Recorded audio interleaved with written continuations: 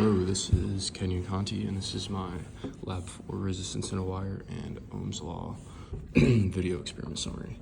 So this lab was particularly about Ohm's Law and in specific this equation. The resistance R of a wire is equal to rho, which is the resistivity of the slope, mixed with the wire length L and the cross-sectional area. So in part one, what we did is we just analyzed the relationship of the equation by seeing what happens when you change the resistance, what happens when you change the area, what happens when you change the length.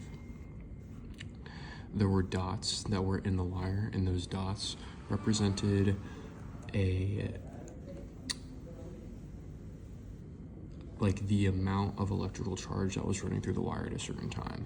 Now, these weren't actual electrons, but they were a representation of the strength of resistivity inside of the wire.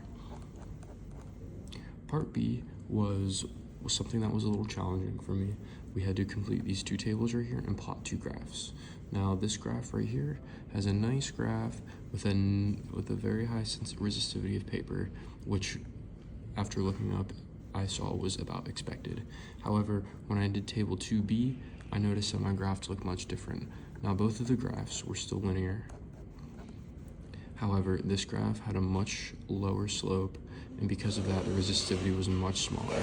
Now I noted this also in my lab report. And finally, for the last part, we studied Ohm's law, and we saw the different relationships between potential, resistance, and current. And we saw that current and resistance have an inverse relationship, and what would happen if there were 0 ohms in a resistor, and how voltage and current are all related to each other. So that was something that I definitely learned. Thank you for watching.